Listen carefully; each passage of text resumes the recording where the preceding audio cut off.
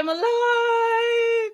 You guys, I'm so excited about talking about all things Angela and Micheal. We have an exciting panel for you guys. And shout out to the live chat.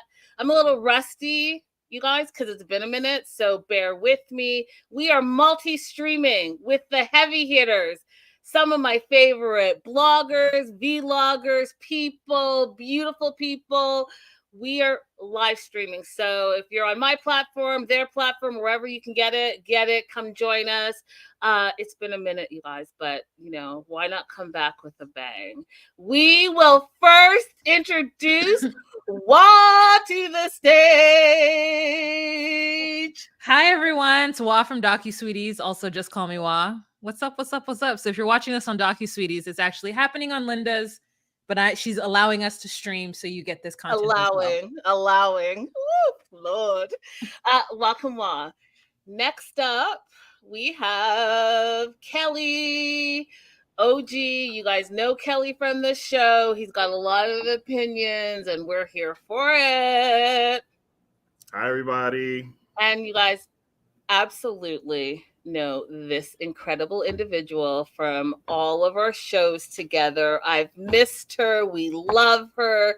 Immigration attorney extraordinaire, April Holloway. I'm back. Like a poltergeist. And last and certainly not least, the woman that, let me tell you, when I started YouTubing, everyone told me that I had to watch this lady's channel. And when I first watched the channel, and you guys know when I start laughing and I have tears in my eyes every single time. Hilarious actress. Well, do they say actresses anymore? Is that dating me? I don't know, but Nikki Star! Hey, y'all! Actress is fine. Actor. Thank you. You guys love him. We were going to have a domestic violence expert, Shelby, on as well, the panel. She had a personal emergency. And so this is our panel. This is our panel for the evening, you guys. Thank you so much for being here. I've missed you guys all. I am going to moderate because I just have so many great people. I'm going to throw things out there. We're going to talk about it. If you guys have a question, definitely pop it in the live chat and we will discuss. I know, right? Great panel. All right, you guys. Angela, Micheal, all things Angela, Micheal. And it's funny that I specifically titled this Angela v. Micheal because we know we're going to be talking about the annulment, all the stuff that's happening and why it's happening. But I wanted to take it way back, and I'm going to start with you, Kelly. Just your overall opinion from 7 years ago to present day on this relationship. It's a wild roller coaster. That's all I gotta say. Why? When I met her in Last Resort, we had a heart-to-heart talk. I got the feeling that it was real. I mean, she just kept saying, I don't know much of everything of what's behind closed doors. And I did advise her, look, the way you're portraying stuff, you could go about it differently. You don't have to really go so hard and so blunt. And they recorded this powwow we had, but they never aired it. We had this little chat, and I thought it was legit. I thought it was crazy due to the fact that she was walking around with a tablet, but it is what it is. I was just happy he made it finally, because I started thinking it was not a real relationship. How much filming you going to do? He's going to stay in one spot and you in America running around in different states. So yeah. Oh, Lord, here we go. Well, you know what? It was funny in the beginning. It was a key in the beginning because there was such an age difference, and she was going over to Nigeria and being smoking Angela, and she was like, "Don't worry, Skylar, I'll tote it." And then, first season was the Nigerian cake that was given to her by the daughter we don't talk about anymore. And so in the beginning, it felt like, okay, this is interesting, and it really did, I think, propel 90 Day Fiance, because even when I talk about it now, people are like, isn't that with the older white lady and the Nigerian guy, like that is how a lot of people got their introductory to the franchises, through them. But then it slowly started to devolve into something that wasn't fun. And, you know, like I did the BJ, that's fun. You know, like certain things were interesting and fun. And then she lost weight, honey, and like Lost her mind. Yep. Yes. She lost weight and lost her. I mean, even the goofballs was funny. Like there was so much about it that was funny to begin with, and then she just lost her mind. April, do you want me to talk about immigration or just what I think about their relationship? Just their relationship. I actually thought it was a real relationship. The same as Kelly. I see in immigration work the same age dynamics, the same clash of cultures, and these people do appear to be in real relationships. Whether they last or not, at the time that it started, at the time they applied for their documents, that's all USCIS cares about. Was it real at that time? Ooh, we're bringing in the facts, you guys. And Nikki. Oh, well, I'm gonna just be honest with you. I always thought that it was a scam, like on both parts.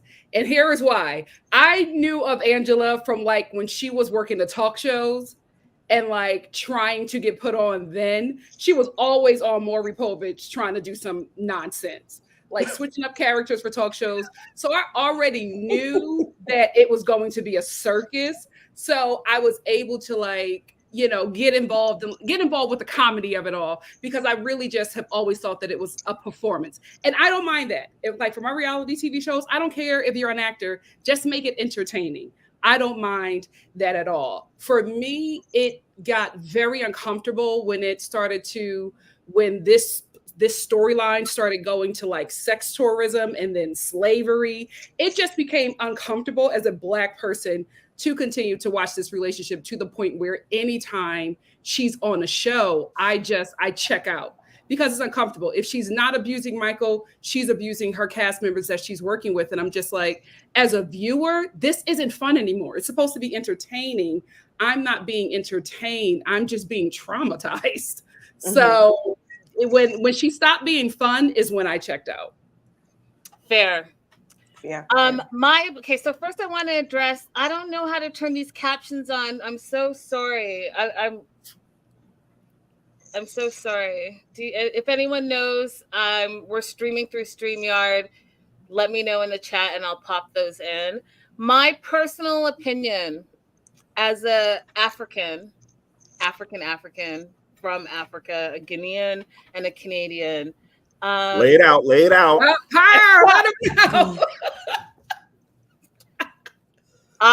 My issue from the very beginning was, you're not going to come to Africa and run amok, not learn the culture, not understand the traditions, and then turn to camera and talk crazy, talk left, say the craziest things, and then disrespect your future husband. That's what we're not about to do. So I have always had a little bit of a every time I see this relationship, and when she goes to Africa, because guess what, you guys? The other thing, and you guys know this because I've said this a lot of times, I really do feel like TLC misses an opportunity when they go abroad to not show people the country, the city, because oftentimes people don't get the opportunity to travel internationally. And then guess what? They watch the show, they see some goat being sacrificed, and they think that's real life when it's not, and it's exaggerated.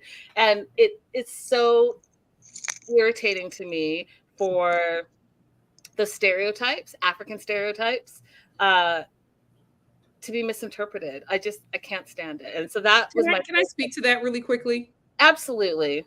That's intentional. That's intentional. They have to create a character for each person that people will watch, and they have to make the character so opposite that even if it's exploitive, even if it's just like if the person doesn't talk that way, if the person really doesn't live this way, if they're taking B-roll from areas the person doesn't really live in, it is intentional. I know this from like working on reality TV shows. You have to sell a story. You have to sell a story that's entertaining. So even if it's embellishing, they can get away with still calling it reality TV, because although a lot of it is overproduced, a little forced, edited to look a certain way, real life situations are still happening. So it doesn't have to be fully real. As long as enough of it is real to be called reality TV, they will do that. But we always see that when it's within the American is given, you hear their story, there's an eagle in the background of the sound, and then you go to their partner from another country. Eagle. Yeah, you're hearing goats in the background. All of a sudden everything is just brown and dusty, and it's intentional. They have to sell you that story, how different they are. And go ahead. Go ahead. One thing to say, like I agree with both Linda and Nikki. With this season, they did fixate it on just the American portion. And I really wanted to see more of Kobe's culture and the foundation and his family, due to the fact that they introduced Kobe's family as royalty in that village, So I wanted more of that. And it was just like, they just focus on Emily's family and them being awkward and not, they try to be open-minded, but semi-open. I don't know how to explain it. They was just like, it's called liberal. They know that they were outnumbered, and they were just looking around like, I don't know what I'm gonna do. Yeah, put your hands in your pocket, keep moving. You don't go out the car, type of more about the culture. And Nikki, you are right. They do have a certain way of how they produce stuff, and people don't know this. They don't. They pick and choose what they want to copy and paste and put up on TV. And it be some good, valuable stuff. But I do agree. I wanted to see more of that, of the other side, their culture. You're right. When they do go to the other places, they always show the dirt road. They always show some farm animal walking across the street. Like there's no city life whatsoever in this country. Specifically, it's a skinny dog in South America. It's a skinny goat in Africa, and it's a skinny cow in India. Specifically, that is what it is. And you're right, Kelly. I enjoyed the Kobe Cameroonian part, especially because what's actually happening in Cameroon. Shout out to the Cameroonian people, and shout out to those who are dealing with the genocide and in South Sudan and like all these places. And so like you get a side of it, but I was actually happy that they gave us as much of Kobe's family as I think they were willing to do. It was that gotcha moment of having her family be uncomfortable, Emily's family, and especially the mother keep talking about like she doesn't understand what a bride price is. And I was like, you're one generation from being sold off like to your husband. So like, what are you acting like you don't know what is happening? It is like I'm not to cut you off, but I was like, okay, in American tradition, your husband is dictating what's going on in the household. You're just sitting there being quiet. He's the one that's saying whatever. So what's the difference? I'm confused. Yeah, definitely. No. Also Cameroon, but different topic. They had an opportunity here to talk about how Cameroonians here in the U.S. have been granted TPS. So if you're in the audience or in the replay and you don't have status here in the United States, you may qualify for temporary protective status for Cameroon, which has been pretty recently designated. So get at me if you want to apply, or if you want to figure out how to apply on your own. Awesome. I just love April. You're right. You know what? I love April so much. She just brings us all back to the point. I do want to say one more thing, though, and I understand it's a reality TV, and I understand production and all of that stuff. I still think it's a missed opportunity, and the reason why I think it's a missed opportunity, there are like 10,000 different 90-Day Fiancé spinoffs, and most of them are filmed in the United States.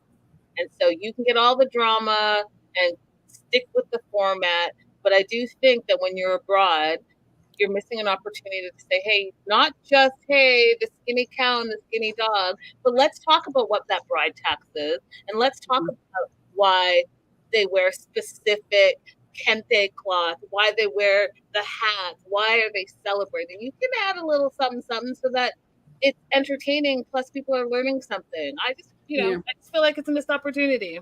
It is. Yeah. It actually feeds into more bigotry. Like I was saying Mhm. earlier, I moonlight in a lot of anti-immigrant Facebook groups because I just like to see what people are saying. At one point when I started, I just wanted to understand what the anti-immigrant sentiment was, but now I'm just in there for funsies. And when people make comments about stuff that they see on a 90 Fiance, more often than not, it's fueling the anti-immigrant flame as opposed to helping people understand the situations that are going on in the United States and what the US does to cause some of those situations. Mhm. Absolutely. Absolutely. So they meet 7 years ago. Angela goes back and forth with different best friends. And I'm using best friends, except for the original best friends in air quotes. And there's a reason for that. There's a reason why, there's a different best friend. And I won't, get petty yet. But goes back and forth for a few years and continues that relationship. And every time it's a fight. Every time, in my opinion, it's not just, hey, I'm so happy to see you. It's what I'm not about to do and what I'm not about to do, and throwing cakes and destroying things and yelling things and crying and running amok and all the things. You can't work, you can't have a phone, you can't do this, but guess what? I'm gonna dangle getting married, the green card, and the American flag outfits and all of those things, and I'm gonna still bring you over to America. I'm going to start with Nikki. Nikki, what were your thoughts on Micheal's? And I don't want to get political, you guys, so please just don't in the chat. Just don't. But what were your thoughts about Micheal's impression of what America was before he got here, with his outfits, with his thoughts, etc., etc.? What did you think about that as an American? I actually thought it was adorable. I really did, just because you can. It's one thing to experience another country like through your body, right? And it's another thing to experience it through TV or movies or like social media. And I don't get upset at any like kind of ignorant thing or like that. Nothing that he said upset me. I just got a little chuckle because it's just like you don't know what it's like you are hearing about it, and it's such a small like glimpse of what you actually are going to experience. So I thought, not to infantile him or whatever, but I thought it was adorable. I was like, of course, like I have my ways of thinking about certain places that I go, and I love it. I don't have a problem with it at all. It's hopeful. It's cute. As an American, you're just like, oh, wait till you get here. I like seeing it, but I'm like, oh, your bubble is gonna be burst. I always wonder why people on the show don't have their partners walk around outside where they live so they can actually see where they live, as opposed to when they see New York on TV shows. Just tell your partner, if you are coming to the US, tell your partner to go outside their house and FaceTime you and just show you what's around the house. Mm-hmm. But they won't do that. It's a catfish all in front. Yeah. That's all it is. I'm American. I got the one up over you. You want to come over here. I'm going to sell you the dream. Your goal is to come here. So I want you to love me, love me, love me. And I'm living the American dream. Everybody wants the white picket fence with the dog and all this and that. And that's what they're going to sell you.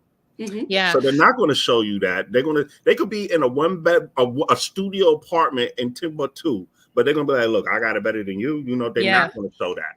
It's like Kelly Clayton. It's a lot of these guys who do this. Yeah, it's a lot of these guys, especially the guy from like season 2 or 1, where he had a bunch of roaches, to where even the crew members were like, we cannot go in that house anymore.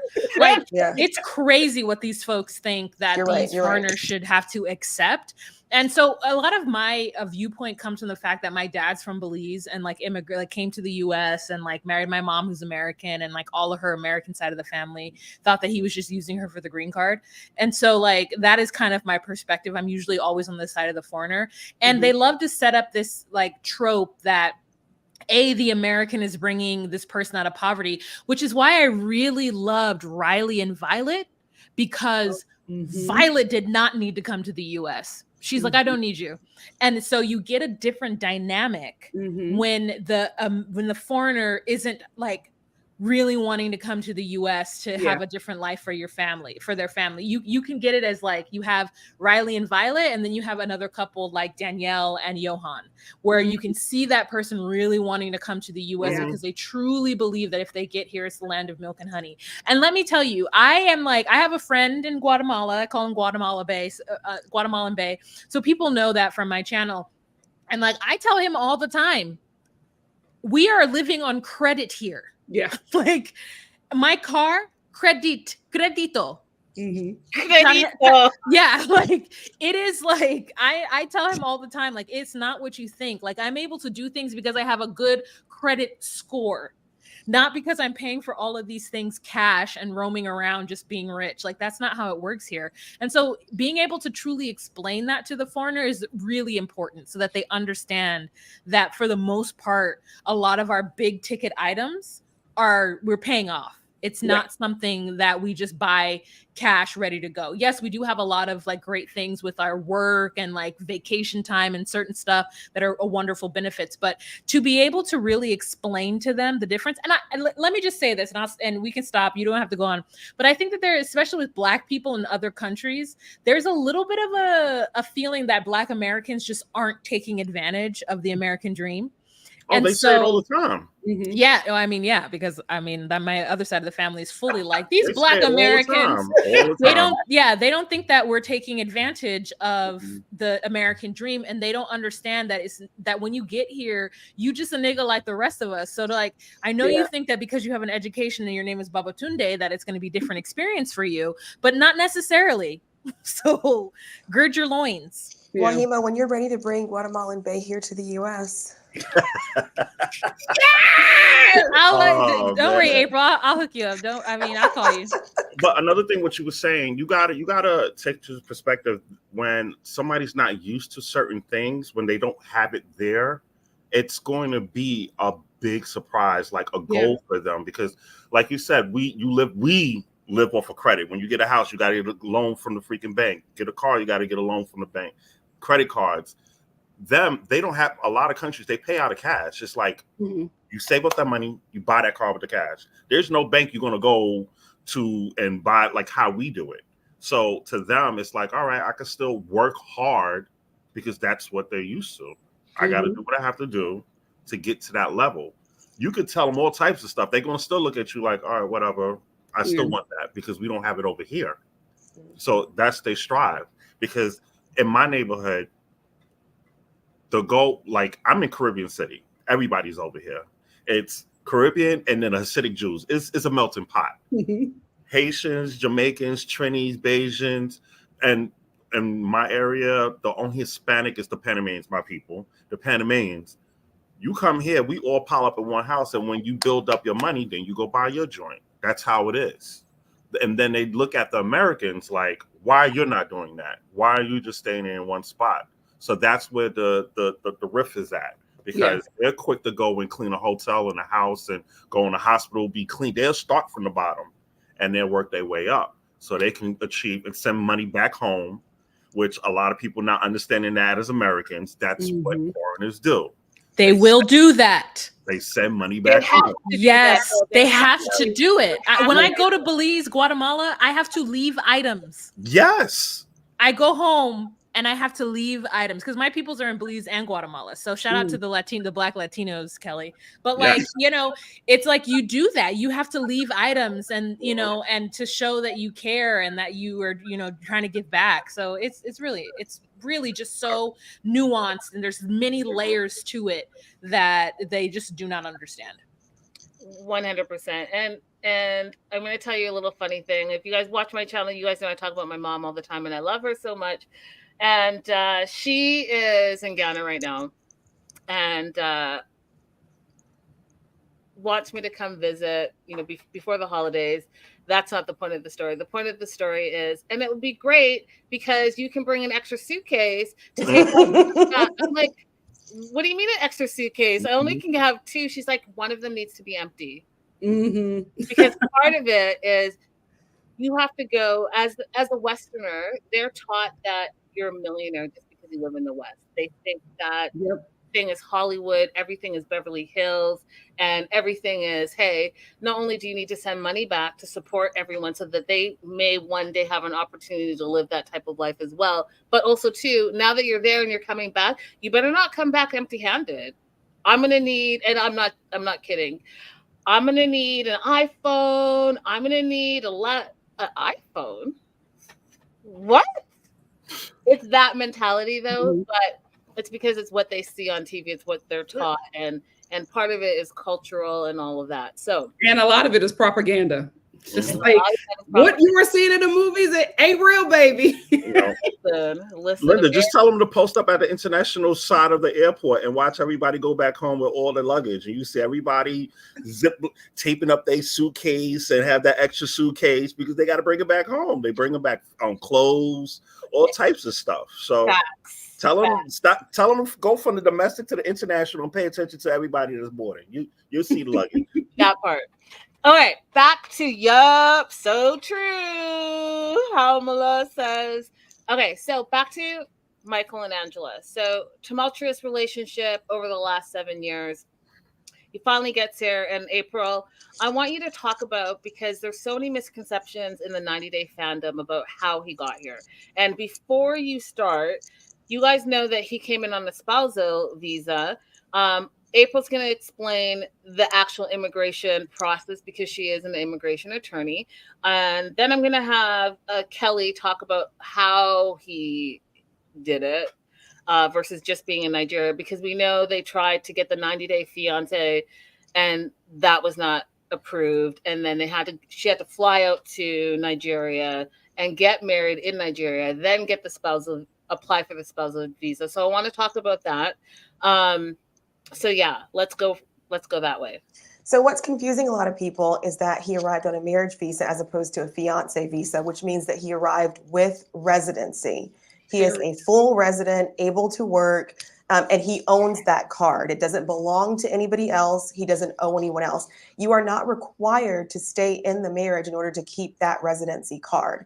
Okay, April. Whoa. Can you say that all again? Because yes. I don't think people are going to really understand what you're saying. So the backstory of this, you guys, when everyone says send him back, and by everyone, I mean, you know who you are, send him back. Send him back. Send him back. Take his green card. He's here to stay. That. So yeah. I want you to understand, you guys, legally, the difference between a spousal visa and a 90-day fiance visa and how he got here. And I also want you to understand, because I personally am sick of hearing it, no one person, no spouse, no sponsor can take your green card. Right. They are not USCIS. And so I just want you guys to have that in the back of the mind.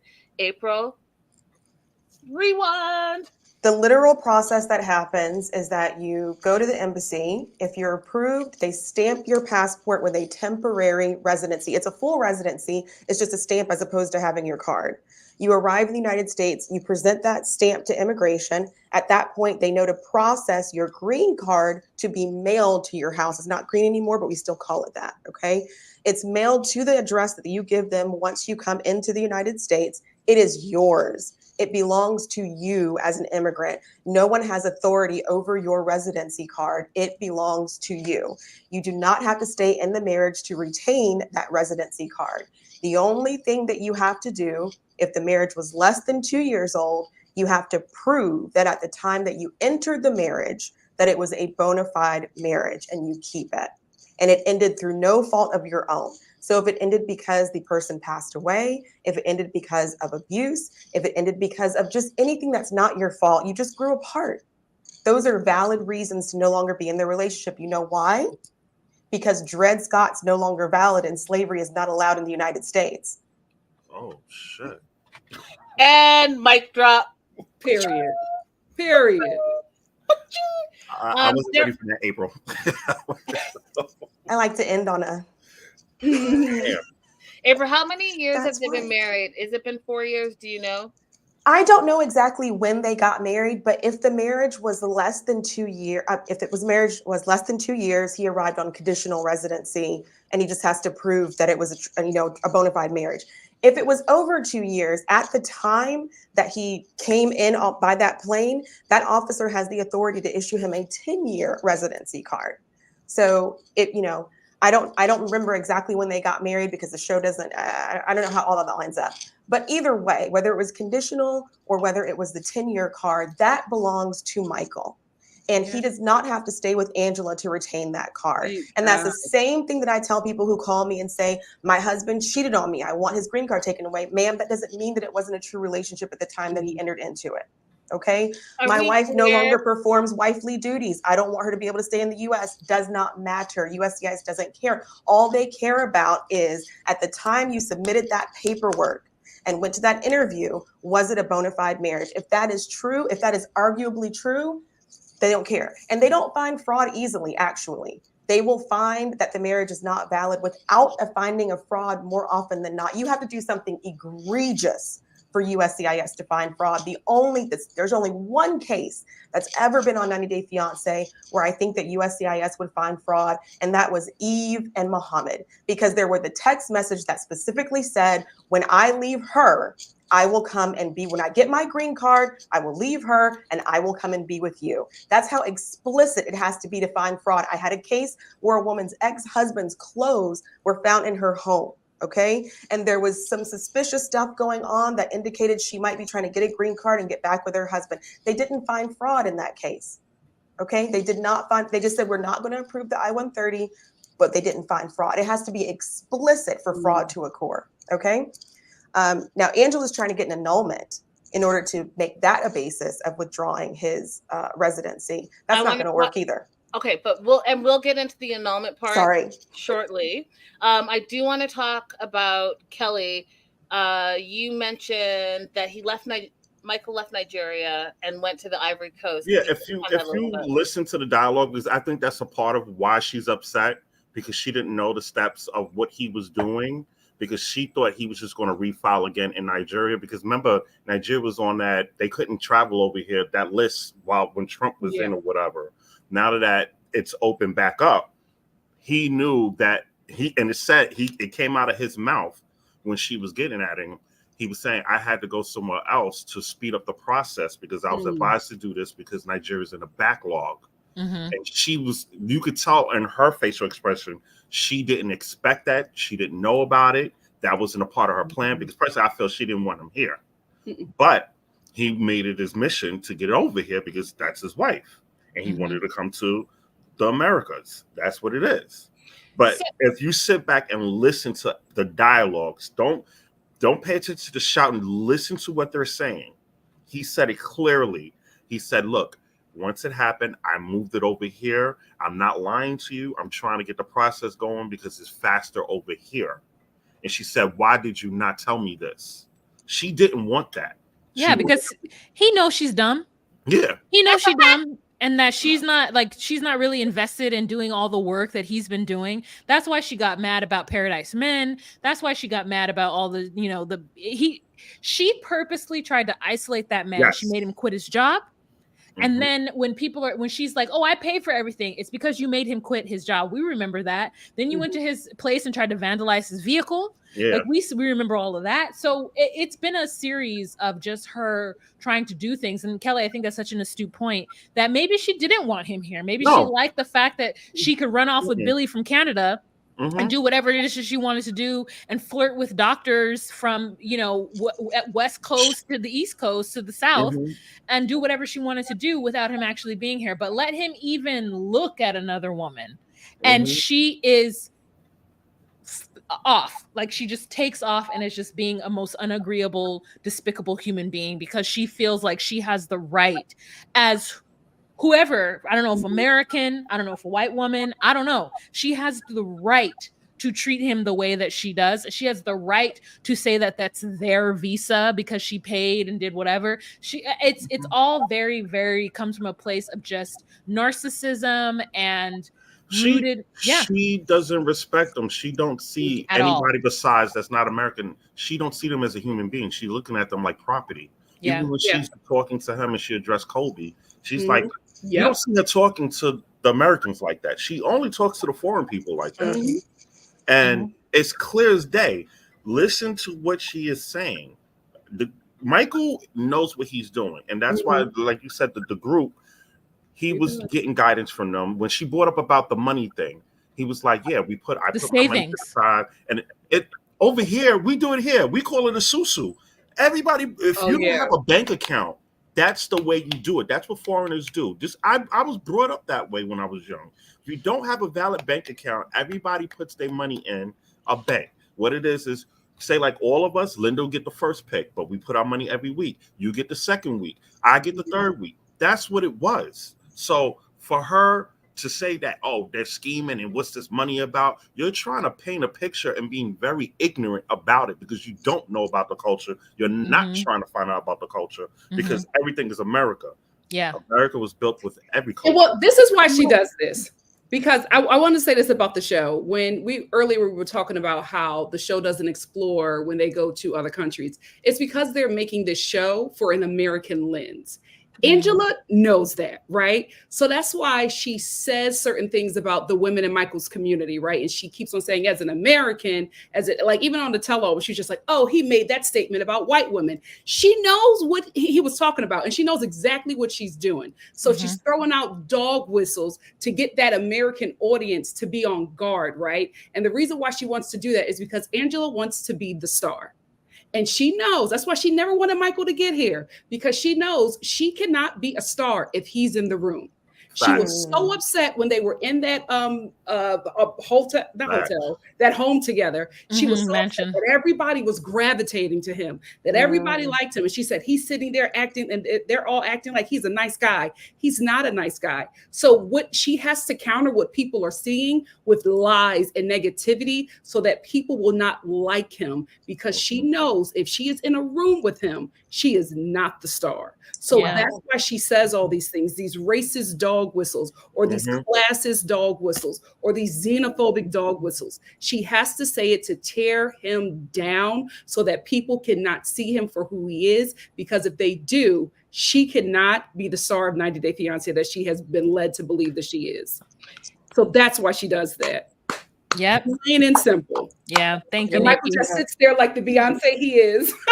I'm like, dude, say something, brother, something. But he's being very smart. He's allowing her to rage. He's allowing her to be nasty to him. And he just sit there and he's just so sweet. Because like Wah said, he's very smart. He is very smart. He is playing this game perfectly. I love it. Rooting for you. Very concerning to me that she has so many biracial children in her household. I don't understand that. I'm confused. They're Miss Scotty's kids. But that's your grandkids. That no, Skyla's. Yeah, that's Skyla's Skylar kid. like the dip. The other one don't. Like, yeah, I don't understand. Like, how are you acting like that? And you got grandbabies. Like, it's because she doesn't get it. She doesn't see it. She's one of those people who are like, I can't be racist. I like black people. Yeah. And even acting. Yeah. She is that kind of person. And so she doesn't understand that how she shows up about black people is something that her children or her grandchildren internalize. Yeah. So like just this pure ignorance that we're watching. And like, I'm gonna be honest with you, the moment that I saw her home and how like cluttered it was, it's like when you see like Honey Boo Boo Nim when they got that money and they just win a bloody fool and you could just see it. There's nothing that will raise you from out of whatever kind of situation mentality that you're in, because you are unable to like ascend. It is just like, you're going to remain this way. You're going to remain ignorant. You're going to remain. She wants everybody to love her because she takes care of all these people in her life. She takes care of them to be able to use them. Like she is a classic narcissist and user. And I'm going to jump in on that a little bit. And I'm going to also address this question with Jocelyn. So the first and foremost, you guys, Angela isn't acting. She is that person in real life and outside. She has mistreated many people, and you can just Google it to see, from the flight attendant to the server to whomever, to even one of her quote unquote best friends who's an actual doctor. So that's her personality. And taking it back to what Nikki said, where she's been on the Maury Poverages, she's been on all those type of show, Who's Your Daddy, Who's Your Daddy? But I've often said, and I continue to say, that she needs to get some help. And the reason why she needs to get some help is that she thinks that the anger and the colonizer behavior, if she can just out yell everybody and talk down to everybody, then she's going to get her way. And she's not the saint that everyone thinks that she is, who are her fans. She has 2 daughters, and one of the daughters, everyone lives in the house. Everyone's in the house. It's messy. It's all of that stuff. I'm not even going to address that, but I do want to say her being the primary caregiver is because one of her daughters has a felon ex, and that felon is still in prison.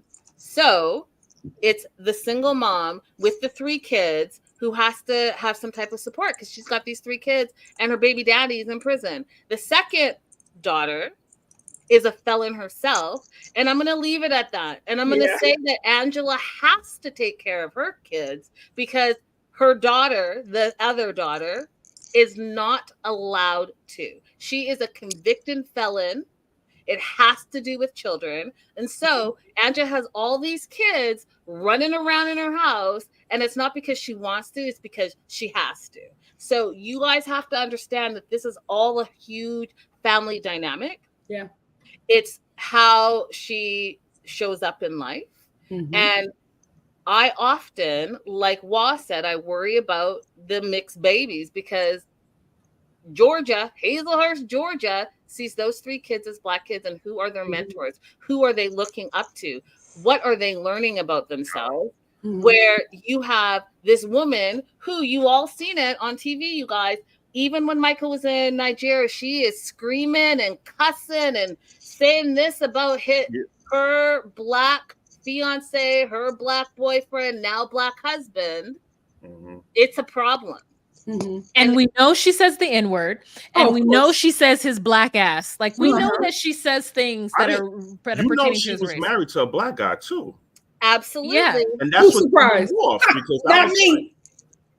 I was like, I'm confused. That's a whole You're thing. You're acting this way. He too was a felon. He was in jail and all that. But you're right, Linda. She when we did the Last Resort, when we did the promo shoot, the photos that y'all see us walking on the dock, blah, blah, blah, that bull crap, that was from hell because she flipped the script. When you saw on the blogs about all the hotel people are up complaining and then the photos started coming out, it was that day because she was flipping out on the beach. It was her and Ed going back and forth. Ed wanted more attention and she wanted attention and she just went off. And that was my first time experiencing that. I was like, what the hell is going on here? And everybody's just standing there like it's normal. This is not normal. I grabbed her shoes like she was my woman. I'm like, yo, you all right? What's going on? Like, let's get him. Her, Asuelo, and I was like trying to calm her down. And she's screaming for the Botox lady that she beat up in New York the other day. So I'm just like, this woman is crazy. What? Oh, yeah, the Botox chick. Yeah, the one that she was earlier the year, last year, that she beat up in a hotel. She was on the trip. That's the doctor. She was wearing that gold dress. She's wearing the gold dress. She's screaming her name out. That's how I learned who this lady was because I was like, who is this? Who is Angela screaming for? I'm confused. And she finally calmed down. She stormed off after we did a certain amount of pictures. And I was like, well, she can do it. I can go. I ain't standing here. And then I went off. But she do have a pattern the way she treats people too. That's why when you said that, Linda, it's there because it's all over the blogs and everybody caught it when she was beating up the lady in the freaking hotel. You was just screaming at her one season ago. I mean, the show before. Now you beating her up. It don't make any sense. And she still comes sees her every time she's in New York. She go Botox lady. She was here this year. Who you're seeing on TV is exactly who she is. I wanted to address this question or this comment, and I would love to have anyone else's input on this panel. So because this is something I hear a lot. So everyone thinks that Micheal is being so passive and he's being a pushover and, you know, he's not standing up for himself. And there's a couple of things that I personally think are in this. So because he was raised with decorum. He was raised with a sense of like family. And as an African man. Let me just say this real quick. The first thing is, I don't want to diminish that domestic violence shows up in a lot of different ways. And as African, we do not talk to each other like this. So it is traumatic. It's traumatic to have someone screaming in your face. It's traumatic to have someone throwing things at you. We just don't show up like that. That's just not how it is. It's not how it is in the African culture. We respect our elders. We don't speak back to our elders. And you can ask any African, actually you can ask any immigrant. That's just not how we roll. So we're gonna hold off and not talk back. The second thing that I absolutely think plays into Micheal being passive is that, listen, you guys, it's America. There are a lot of stereotypes about Black men, Black women, Black people, how they show up. If you look sideways, all of a sudden you have an attitude. If you say something, you're being aggressive. So he knows that that's the case. And can you imagine if he even tried to say a little something, all of a sudden it would be a different story. So I want you guys to remember that there's different lenses. And as an immigrant, he's looking at it from that lens. He's looking at it as, hey, how can I get through this without being stereotyped? The angry Black man or the aggressive Black man or the scary Black man. So I want you guys to think about it. There's a lot of things that are swirling around that are stereotypes, and we live with those stereotypes each and every day. Anyone else want to comment on that? I just have a quick question. Ladies, do y'all feel he loved her? Yes. Even if he didn't, he respected her enough to never say that he didn't love her. So I think that played a factor too. Yeah. Like, I feel like Linda, you're absolutely correct that there's one thing with the respecting your elders, and she's definitely his elder. Number two, it's like what you don't necessarily match banshee behavior with the same level of behavior. And also, like, I always think, who are your peoples? From what clan do you come from? Where is your village? Who are your people? Like, you cannot just be out in the streets acting and running around doing everything. My last name is Lino, and I'm going to present myself as a Lino everywhere I go. So, like, there's a certain amount of decorum that I think certain folks are raised with. And you can tell that he kind of has that, especially in the way that his family kind of negotiated her. You know, she'd come to the house and be like, Awani, and, like, you know, certain things like that. But, like, even the aunt, when she opened her chest at the tell-all when that red dress in front of the family, I said, "Oh, Aunt Micheal, you have to walk away now." Embarrassed. That should have been the end. That should have been the end. He can't. His family will never ever accept that behavior, no matter what their social economic class is. You cannot. You cannot represent yourself like this in this family in public. Even I'm gonna go off what you're saying with the culture and stuff. Like, Kobe pointed it out when he was addressing, Emily's family. He was showing his respect and gratitude, and he pointed out how, I guess, it's American trait or upbringing, how she talks back to her family in a disrespectful manner, and they all agreed. So we could all say the Americans have this trait of being disrespectful to the elders and to people. I think it's just a different upbringing. I think that Americans are they're just raised differently, and we all have our different upbringings, and that's fine. And I'll tell you. Let me just say this about my boy Micheal. Go ahead, Linda. I was just gonna say, listen, my mom never had to raise a finger to us. She never even had to raise her voice. All she needed to do is give us the look. And I know you all know about the look. The look was like, you know what? I will put you in your grave.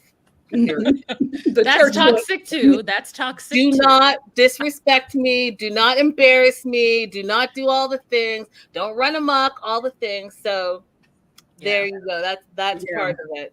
I don't want to blanket say that it's American, though, because the truth is that there's a lot of good Southern families. There's a lot of good cultures within the United States that do not allow that kind of behavior as well. So it's just interesting that it feels like it's an American trait, but it really has changing. It's slowly changing. It really has to do with who your peoples are. Listen, there are a lot of Americans that can't bring Angela home. So, there are a lot of American families that woman will never fly with. Okay. You're right. But let me just say this about Michael. I don't think he's passive at all. I think we've all talked about, just him, his culture. But I also think he's just a really smart guy. And I think that he knows that not just within the frame of, him being the immigrant or him not being the American or him being Black. He also knows that on this show, there are limits to what he can do. Because I distinctly remember when Angela tried to tear that man's car up and Michael showed up in a way we ain't never seen him. And all of a sudden you see all of this crew that you have never seen when Angela has put her hands on this man. Several times for years, she has physically assaulted this man. We've never seen crew. But the minute she tried to tear that man's car up and he had enough, all of a sudden I see people I ain't never seen before. So I think he is very aware of his limitations. He is very aware of who he is dealing with and how to deal with her to get what is needed. He's very smart and he is very observant. He is not passive. We about to see Michael, because I see him all the time on TikTok. Oh, he's living his best life. Oh, listen, we're going to get to that. We are going to get to that. He is in them streets. I'm going to take a little commercial break, you guys. Wherever you're watching and streaming this from, go ahead and like and subscribe. You have Wa's channel. You have Nikki, and I'm seeing in the chat that Nikki has a second channel. Do you want to go ahead and shout that out? Oh, Nikki Star at home. I'll be doing a lot of fall content. A lot of pumpkin spice fun is happening over there. And you guys, I know there are we're all immigrants. That's what I think. We're all immigrants. We're all from somewhere. April's channel, if you're streaming from a channel, if not April, you want to shout out your channel right now as well? Yes, it is All the Way Legal PLLC, helping you navigate immigration in the United States from the perspective of the only person on this panel who is not an immigrant, baby. I'm just a Black American who was brought here against my will. Same, captured. I'm done. I'm half captured. Half captured. Wa, do you want to shout out your channel? Yes, my name is Wa. I am Wahima, but you can just call me Wa. But I'm also on a podcast called DocuSweeties with my good friend Chris Farah, and we post weekly all things 90 Day Fiance. So if you're interested in that content, please join us wherever you listen to podcasts at DocuSweeties. There you go. And Kelly. Oh, well, where I'm from? Well, I'm Black American, but I'm half Panamanian and Black. My father's from the South. My mother's from Panama. You can see. Hey. My flag. Yeah, that's what we do. We're not Jasmine. He's not Kaka. He's just Ka. Yeah. We're not Jasmine. We don't roll like that. She's funny from the city. No. Yeah. You guys know me, and maybe you don't know me, Linda from The Melanated Way, and I'm taking a brief moment to tell you that any rumors that you've heard about myself, Kenny, and Armando are absolutely false. If I was on any type of TLC side back, paycheck, payroll, you guys would know. So that being said, Linda is so girly, and I am from 90 Day, The Melanated Way. You guys, make sure you're subscribing everywhere, liking all the things. Make sure you're liking this video. It's streaming across 4 different platforms. Let's get back to Michael and Angela. So we've gone through their backstory. Michael finally gets here. And April, I'm going to bring it back to you. So he gets here. Is there, because this is something else I've been hearing, is there a time frame that he actually has to live with his spouse before he went missing? No.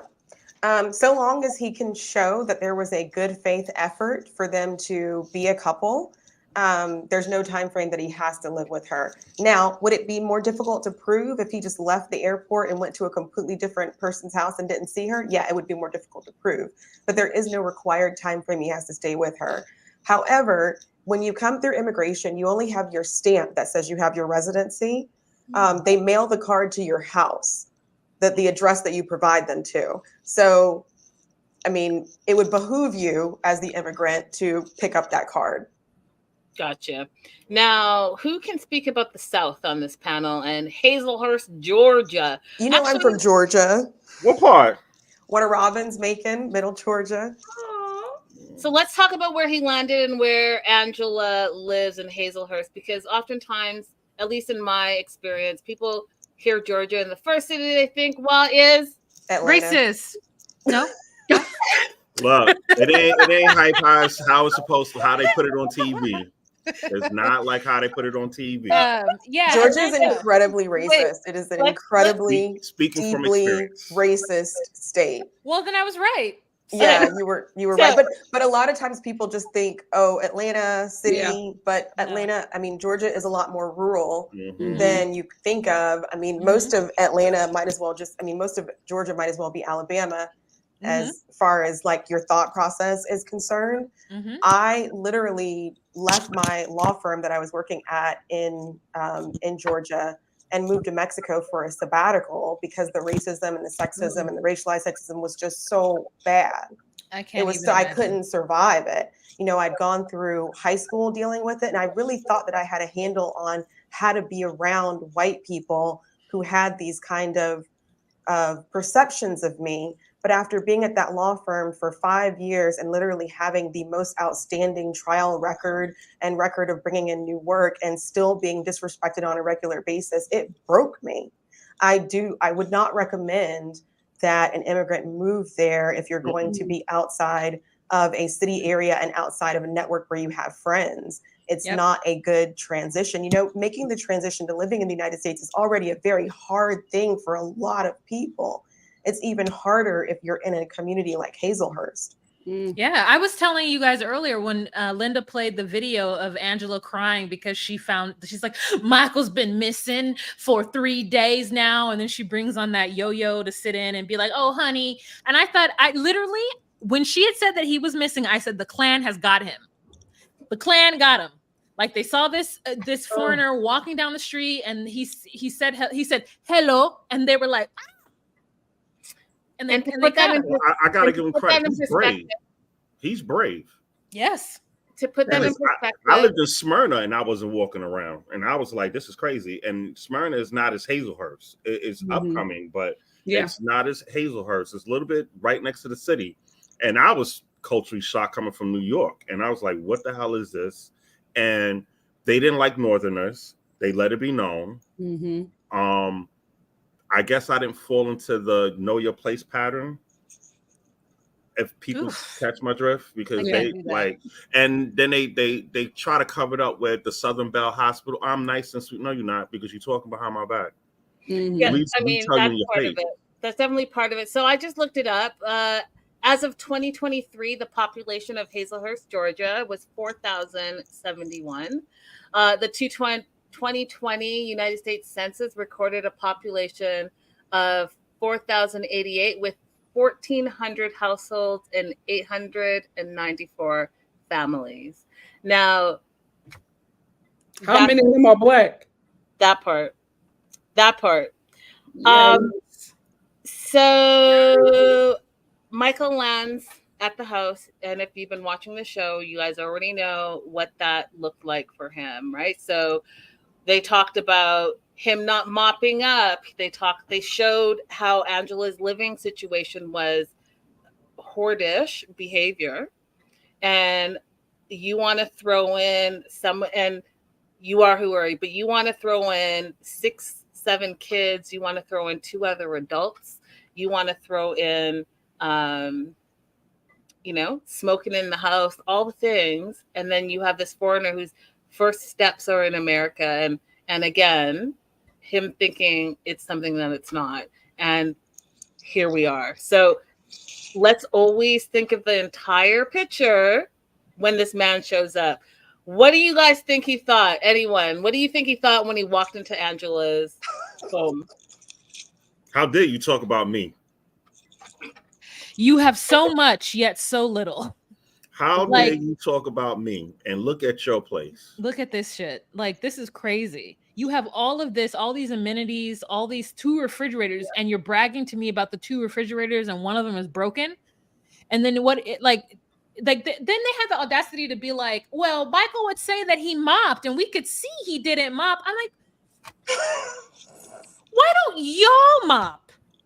Why don't these sticky-fingered, Kool-Aid lipped children mop? Oh. When does this man come from Nigeria to come here and mop your floors? None of them have chores. I don't understand. Some of them are old enough to be having chores. Like, why are they not separating the clothes? Why is she going to throw the clothes on the floor? I know it's for production. We all know it's for production. They put it out there to play it off. But that's not a cool scene. I didn't like that scene at all. You don't throw the clothes like he's Cinderella, a slave, and we got to separate. That's what he is to them. That's what he is to them. And I'm upset that production did that. That part. You could have did something totally different. Mm-hmm. But like Nikki said, you're playing to an American audience, right? So if you're playing to the American audience, you are gonna ride all the stereotypes to the wheels fall off, right? Man, tell her come up here. Come up here. I got some chores for her. And I would like to say, my dad has been in this country for 45 years, maybe more, and he doesn't know how to use a washer and dryer either. And he knows how to fix them, but as far as like washing the clothes, he's like, which one do you push? So it's not easy. Yeah, it's not easy. Can I just address Jamie's comment really quick? I didn't see it. What was the comment? I am sorry that happened to you, April. Oh yeah, she was saying something. She's down there. I said, how do you know? Anyways, that's my own business. But I said, Jamie, how you know? Just really quickly, I just want to say I don't understand the point of you saying this to me. I don't understand what you want to get across by saying this to me after I just shared what I went through. Mm-hmm. This was useless for you to share. Thank you. Amen. I mean, you're always going to have that one that's going to try to bash and diminish somebody's experience because you validated, and I just said it, and I was only there for a year. Yeah. And I ran my black ass back to New York. I was like, freedom. But I remember when Kelly was in Georgia. Yo. We used to have some conversations, and I was like, That's what I tell people is don't believe the hype on TV. They show them 3 buildings and make it seem like it's all hype with a highway. That ain't Georgia. That's just a little part of Atlanta that nobody don't know how to merge and get off an exit. That is it. Facts. That is it.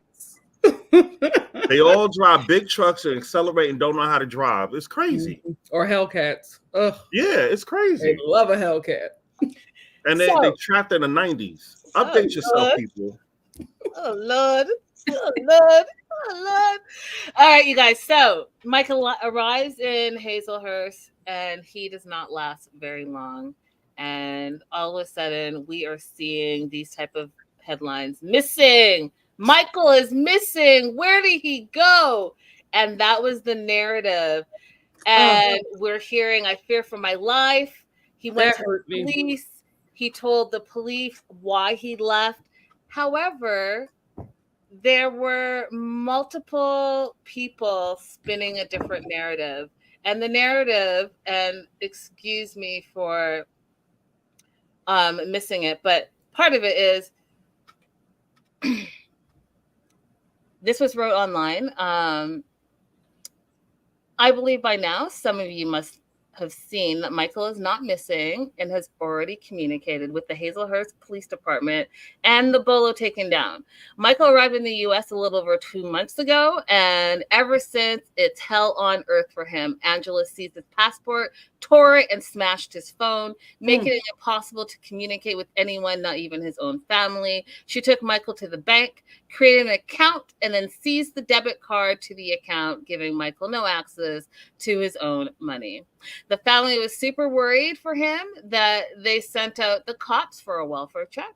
The cops got there, and Michael, out of fear for his life, admitted to them he was all right. Angela proceeded to beat the living, allegedly, put hands on Michael and question him about the police, and he told her he didn't know who sent them out. She proceeded to place him on house arrest, making sure he didn't see the light of day. And on February 23rd, Angela got out of the house as usual to buy her cigarettes and forgetting to lock the door. Michael saw an escape route and took off. Angela is seen on YouTube playing the victim card.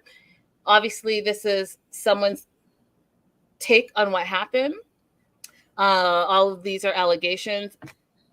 However, we do know that he left. And I wanted us to watch this video and speak on it.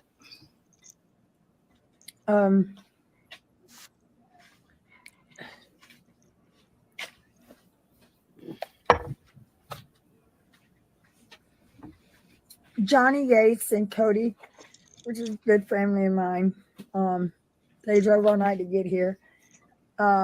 Michael's been missing since when? The 23rd. The police are involved. We can't find him.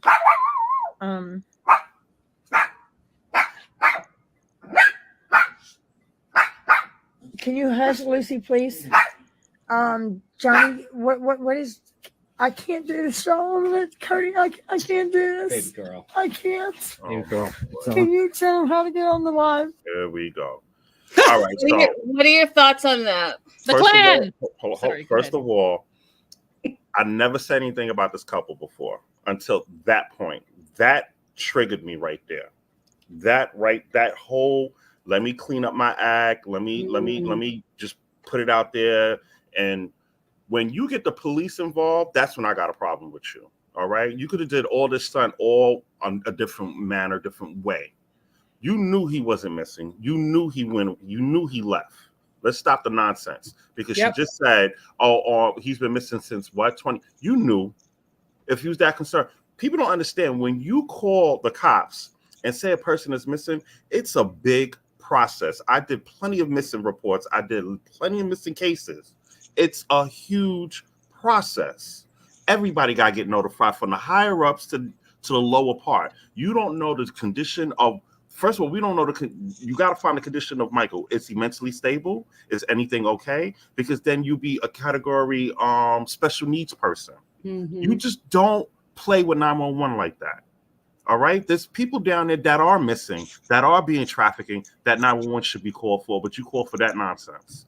That was my gripe with that part. All right. You knew what you were doing. You knew you mistreated this guy and you knew he left. But sitting there trying to freaking play victim and get this guy to drive down from Jersey all the way to Georgia, it's ours. Okay. So you call 911. Hold on, I'm sorry. This got me heated. You got the cops coming there. You got to walk the whole house. You got to see where he was living at. You got to get a picture of him. You got to put the bolo out. You got to notify other agencies, the adjacent places all over to put it out there. This is a big process. Mm-hmm. This is not something, I'm just going to call 911 and we just rip up the paperwork. No, it don't work like that. And then you're using resources for nonsense. Nonsense. That's when I had a problem. Johnny A. Who the hell he going to do? What he going to do? And I feel like Soldier Boy, who posted this in his Instagram stories, felt the same way. He went ahead and said that woman should be well investigated because how can that grown man just go missing? I mean, he just got there, and if he ran away, he will let her know the reason why he ran away. Mm-hmm. How can he even run away and left his passport and everything with her? Guys, you need to stand for Michael, please. Something fishy's going down. I pray she didn't do anything bad to him because as it's now, I don't even know what it is. Mm-hmm. I would have loved for him to be at the tell-off. Yes. You don't play. At all. Yeah, but the same token, he was on TikTok with her being all buddy one day. So he flip-flopped. Really? Yes. Mm-hmm. He flip-flops because when that whole thing with him and Kim, when her and Kim was arguing, she had Kim and him on her live. So they they're full of it. The cast had a lot to say. We had JoJo, who was her only and real true best friend, and Debbie weigh in on Angela saying that, Michael's missing. JoJo said the extreme that people go to ... to stay relevant. Mm-hmm. And we had Debbie in the chat or in the comments saying, "Hey, lady, are you thinking what I'm thinking? LOL." And then goes on from there. So we find out that he was not missing. And I know that Angela knew that he was not missing. Mm-hmm. I know she knew exactly why he left. Mm-hmm. And I believe at that moment, he did indeed fear for his life. Yeah. And so factor in the living situation, factor in, like I told you guys, what is it, 4,000 people in the South, and you're an immigrant that just landed, and then you're facing a Black one at that. Exactly. And then you're facing the verbal diarrhea that you're constantly facing. And you guys, who knows what happens behind closed doors? If you feel this comfortable, and again, I know it's reality TV, but if you feel comfortable to represent yourself this way on reality TV, you show up like that in life, because we've seen it, how you treat flight attendants, how you treat your friends, what was going on behind closed doors. Right? Yeah. So we get to him leaving. We find out that he feared for his life, and he, for a while, didn't want people to know exactly where he was. Right. So that was true. And that was something that, hey, that's in line with someone fearing for their life. Now, Kelly, as a previous police officer, can you speak a little bit about any situations, without obviously getting specific, but how police respond specifically to domestic violence? Oh, just before that, little lady, look, I understand it's a small town, but there's still procedures when it comes to a missing. You gotta understand, Georgia has a high rate of sex trafficking and kidnap down there. When you land in the airport, they have an announcement in the airport. They just recovered beginning of the year of trafficking of kids that was coming from officials and stuff. So they're taking that very serious down there. Yeah. I don't think it's just going to be all right, Billy Bob, and no, everybody's getting notified. But back to your question, Linda. When it comes to DV, due to the fact of our history, the 80s and 90s, where people didn't take it, seriously, or cops were basically turning a blind eye and didn't really take precaution, and people getting unalive. It's 2024. No matter where you're at, they take DV serious.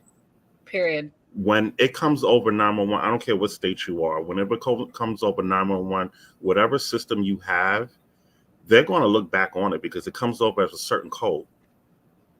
And when you go to the location, something has to, even if it's a little bullcrap report. I can speak in New York. I was trying to find out a little bit in Cali. A little bit. I found out they filled something out in Cali, but I didn't know the name of it. But even if something they say, I don't want to press charges, I don't want to do it, you still have to write something. And you got to interview both parties. I just want to know, when they responded to the Hazelhurst house, did they really look at Michael? Did he have any marks? What transpired? Like, I need to know these things because nobody's talking about this. April, I want you to talk about just the DV part. I think it's the U visa. Go ahead. There are two things specific to immigrants when it comes to domestic violence, but they are only for people who don't have residency. So these do not apply to Michael. But if you are in a situation where you're in the United States and you don't have residency, then these are options that you can obtain residency. One is a U visa. So that's for anyone who's a victim of certain kinds of crime. Domestic violence is one of those crimes. Assault, kidnapping is one of those crimes as well. It's a list of about 13 different crimes. And the police department can decide whether or not they agree that a U visa should be issued to you. And if they sign off on it, then it's a pathway that you can use to get residency. The other option is called VAWA, Violence Against Women's Act. Even though it says women in the title, it applies to men as well. So if you're married to a U.S. citizen or lawful permanent resident, or you are the child of a U.S. citizen or lawful permanent resident, that includes stepchildren as well, and that person is abusive to you, then you can self-petition for residency.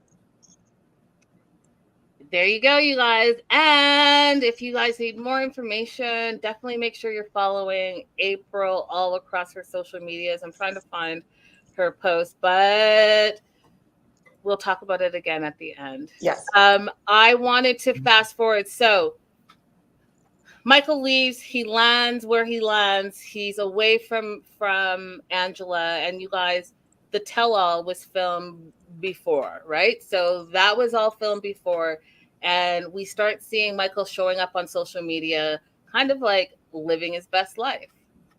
right? The tell-all starts, the 5-part tell-all. Opinions, and let's keep it quick, but I do want to know, what were your opinions on the tell-all? Too long. It was too long. Nikki? Okay. I'm only at part 3. I agree with why. I feel like they're trying to milk this this cast, and they can only give but so much. I just feel like we didn't need as many parts as we needed. But I will say it was very not shocking to see how Angela talked to the Black people in the home and while they were filming. So Kelly? I agree. It was too long. They could have wrapped it up in 3. mm-hmm. What do you guys think about them having the tell-all mansion? I like that. I thought it added a little bit of extra because this is something I say on our podcast all the time, is I don't actually know who they're filming it for.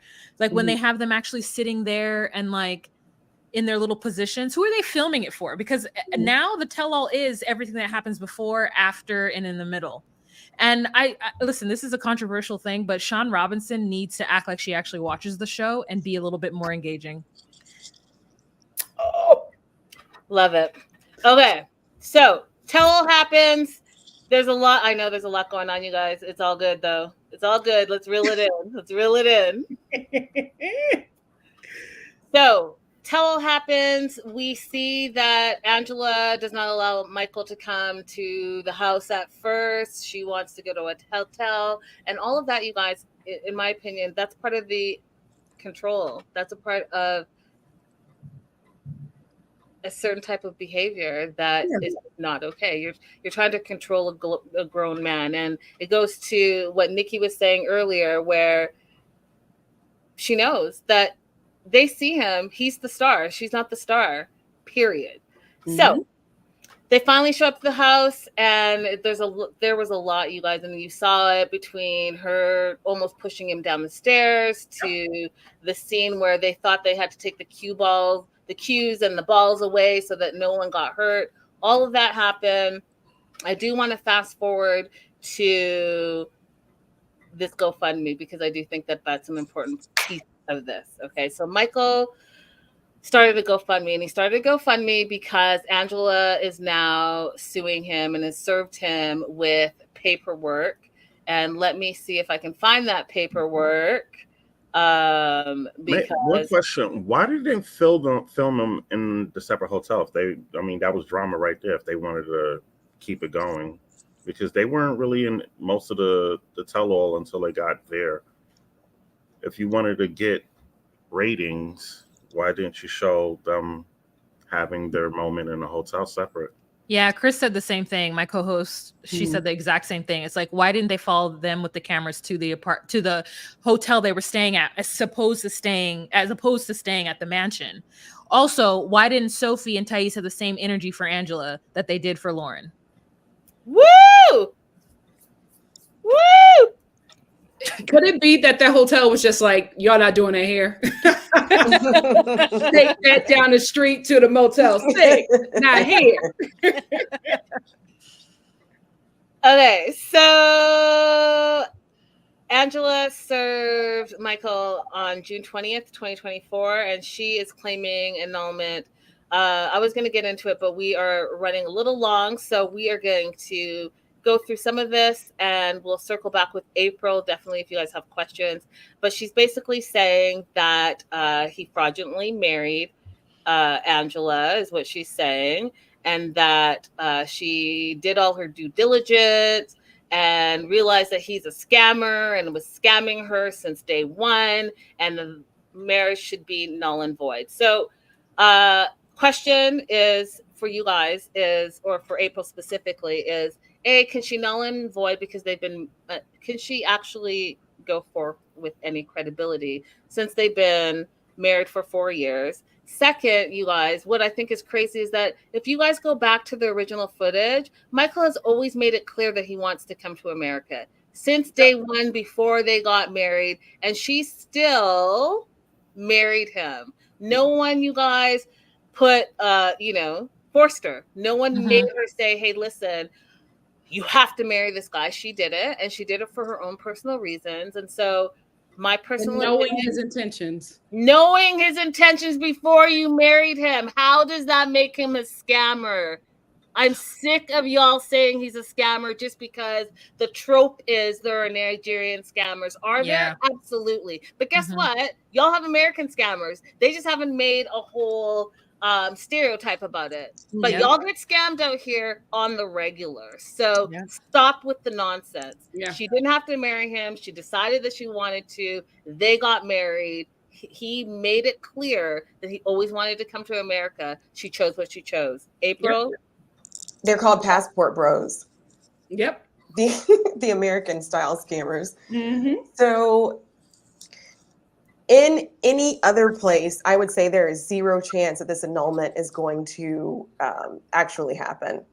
The only thing that gives me pause is that it's happening in Georgia. Yes. Georgia is a state that is very hostile to immigrants. We have the denial rate for asylum cases in Georgia ranges between 95% and 99% amongst the judges there who decide them. The only real hope you have of winning asylum if you're in Georgia is to do it on appeal, because the appeals court will reverse their decisions, but who wants to go through all that? But yeah, you have to establish that there was some fraud that occurred to enter into the relationship, and that fraud cannot be your own stupidity. Quick question. I'm sorry. Do you think she filed that out of spite or 100%? Yeah, because the timeline is not making any sense. You did the tell-all in January, February. He left in February, and then now you filed for the annulment. What, in July, June? When the show started? It just don't make. Yeah, I think it was completely out of spite. I'm sorry, go ahead. No, I was just asking, can you annul a marriage? At first, I thought annulment was only Catholic, so I didn't know that. And then secondly, like, they didn't even get married here. They got married over there. So like, but all marriages are valid here in the U.S. So any marriage that you have outside of the U.S. is still valid here in the U.S. And this is so funny that you said that, because usually I only have men asking me whether or not their marriages outside of the U.S. are valid once they come, because they just want to get married again without doing anything about the other marriage. But yeah, it's valid here as well. It's valid here, and you can apply for an annulment, and you can get an annulment legally. It's not just a religious thing. It's not a religious thing. And if you get an annulment, most of the time that you hear people talking about annulment is because they did a Vegas wedding and they don't want to have to say that they've been married previously. So they use an annulment to get rid of that marriage, as opposed to having a divorce and now having to say that you are divorced. But the reason why she's filing for an annulment is because if it was granted, she would be able to say the marriage never occurred, which would give rise to, him not having a basis on which to have that green card anymore. So it's definitely filed out of spite, because she could have just filed a divorce. And as far as his GoFundMe, I'll just say very quickly, I think the things that he is seeking help for in the GoFundMe are going to be to defend against the annulment, number one.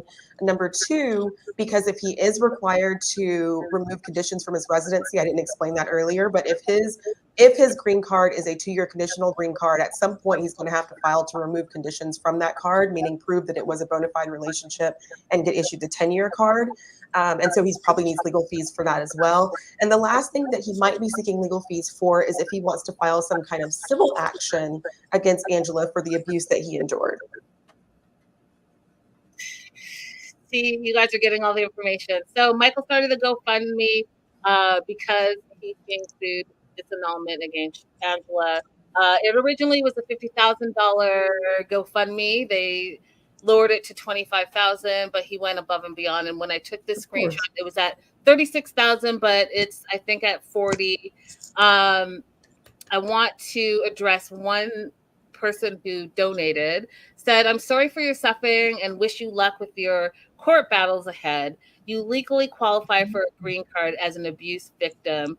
Get an immigration attorney and file a I-360 VAWA." Is that how I say it, April? VAWA.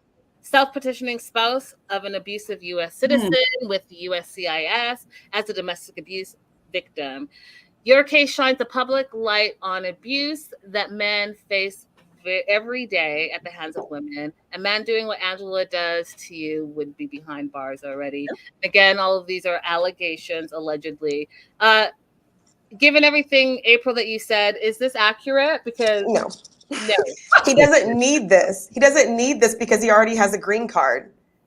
So this application is to seek a green card. He already has one. Okay. This advice would be valid for someone who arrived on a K visa, a fiance visa, and they don't already have, their residency. Michael already has his residency, so that's not applicable to him. However, the fact that he is an abuse victim, I do want to use that to highlight the fact that VAWA doesn't only apply to women.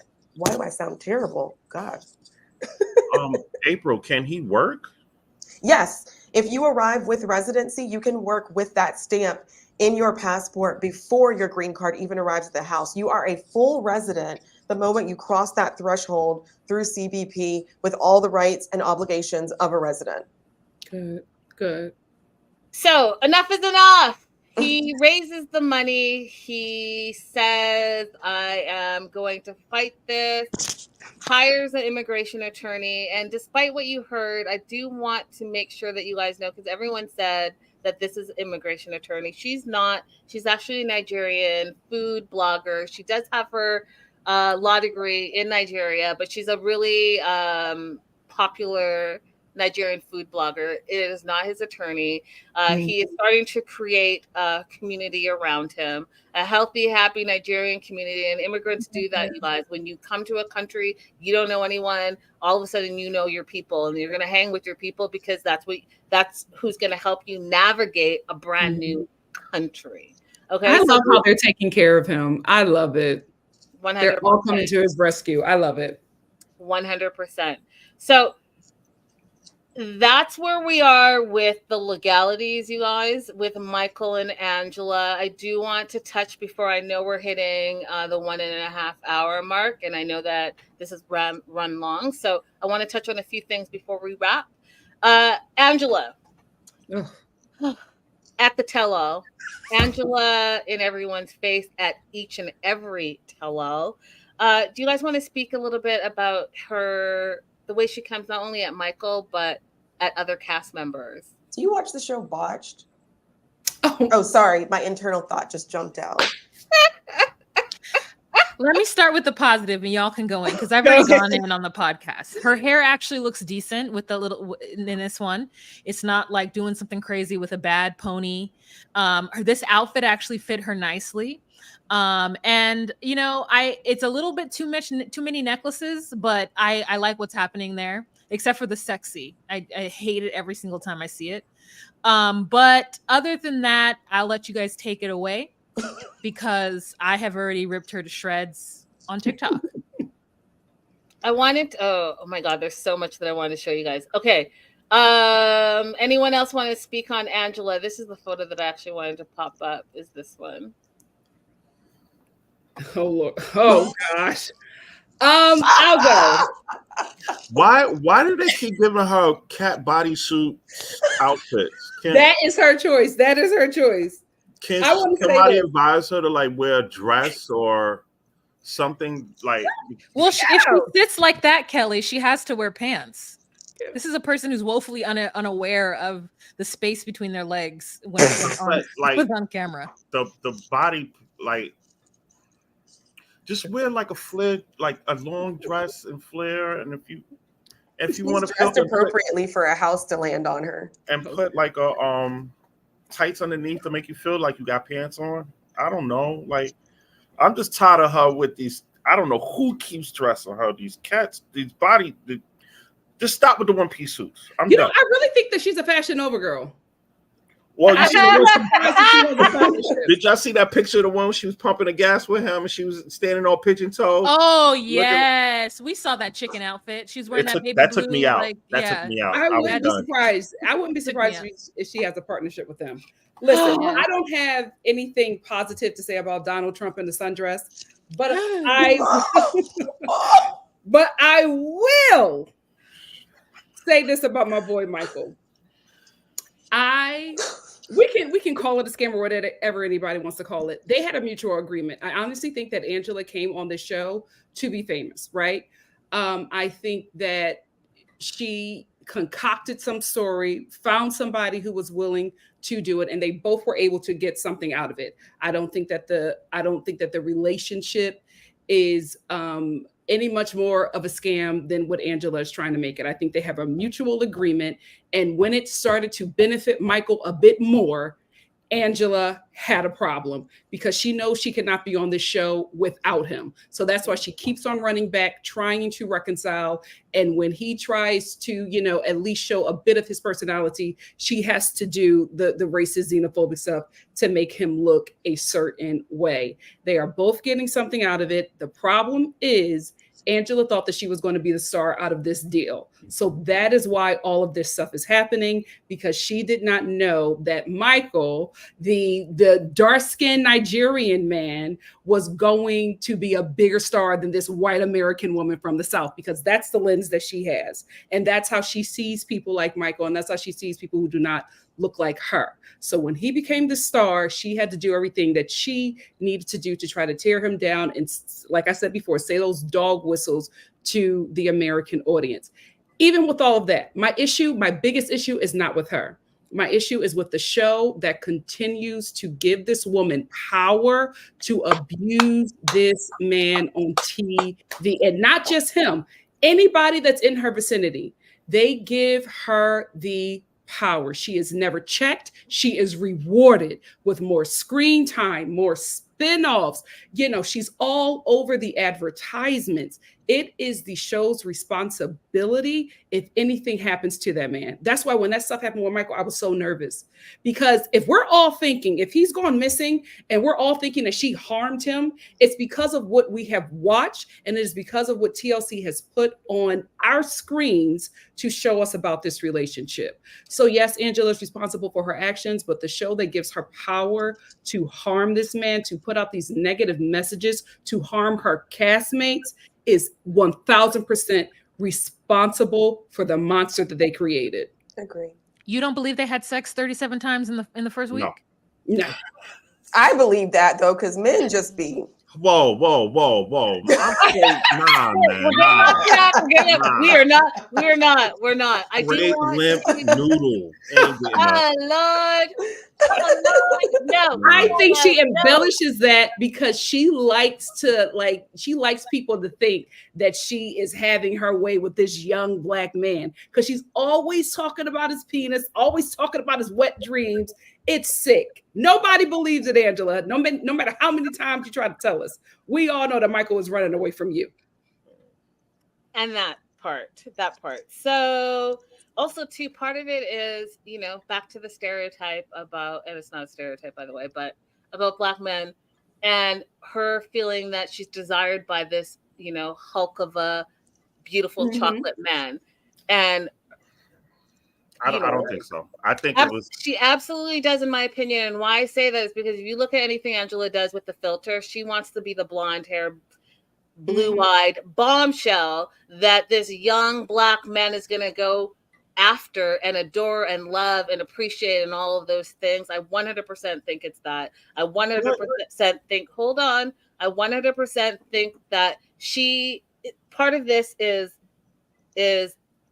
insecurity. Yeah. Right. So the insecurity comes out as controlling.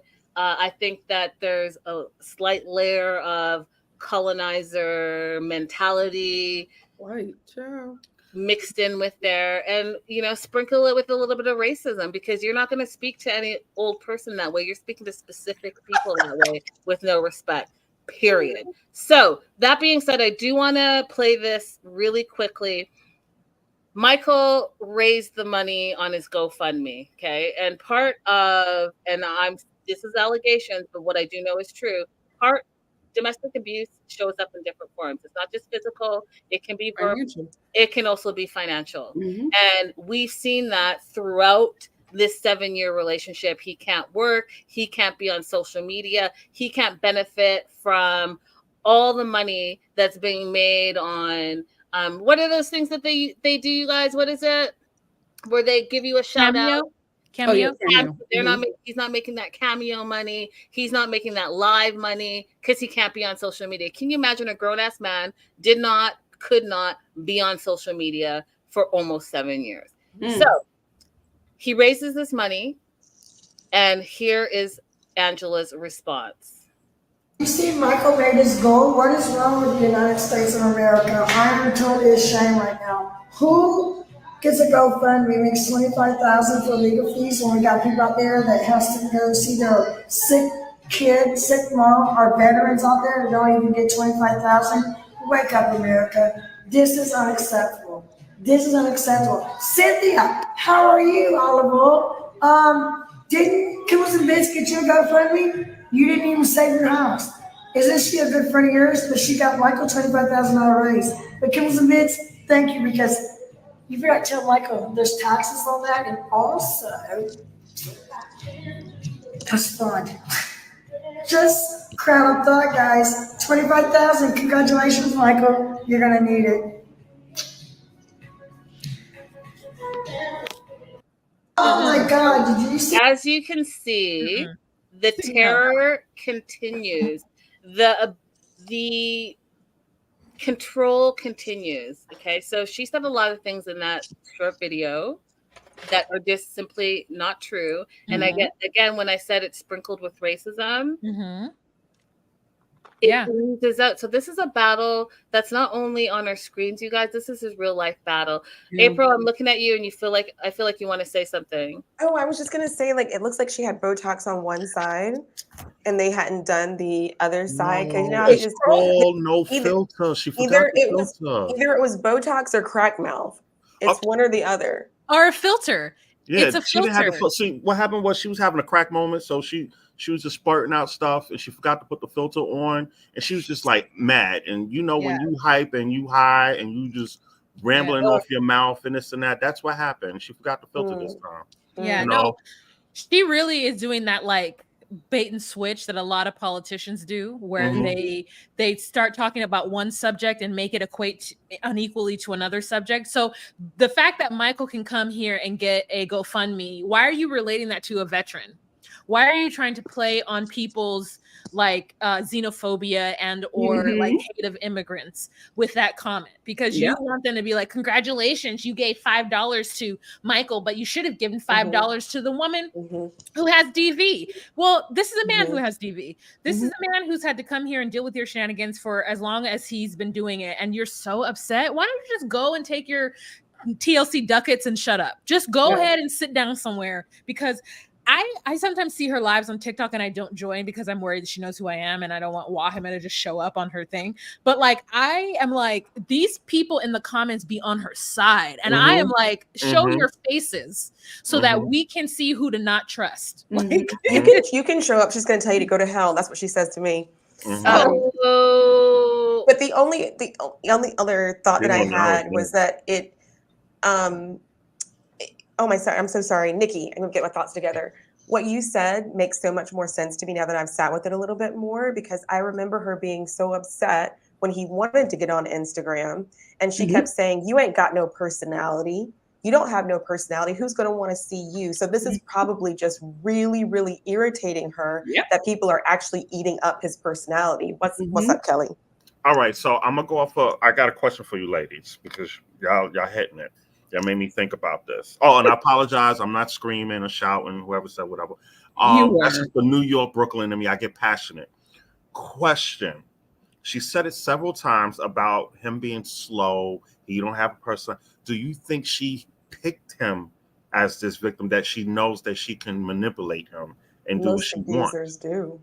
Yeah. Because she said it several times. And Nikki mentioned that she expect him not to have a person, not to be a star. And then April mentioned the same. So I'm like, do you think while she was getting to know this guy in the chat room, because she said it so many times, he's slow, he's not, his brain is not up there. I know my husband. Do you think she picked him to manipulate this guy? Probably. Absolutely. Yeah, I imagine there's some kind of trauma in her past, and she has just kind of pivoted to picking men that she can run over and or like control in some sort of way to give herself the upper hand. And so it tracks. Like it 100% tracks that she picked this young, cute Nigerian guy who was like very excited and is like calling her Angie baby and like things like that. so that she can run over him, because she did it in the Ivory Coast, trying to make it like, she's like, you think I'm stupid, Michael? And then she's just yelling, and we're like, yeah, we do think you're stupid. Not just him, we all think you're stupid.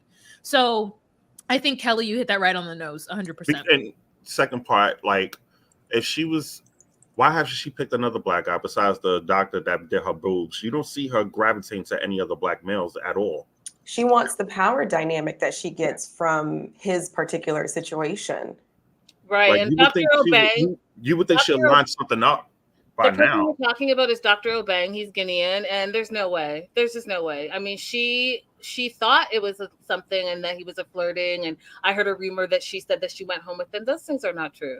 That man is a Beverly Hills doctor who was married to some other reality show woman. Angela, that goes back to what I was saying earlier. Like, in her mind, she thinks she's something that she's not. I mean, you don't know. Maybe she gave him brain surgery in the car. We don't know. Oh my God. It is what it is. But I just thank you guys. I gotta go.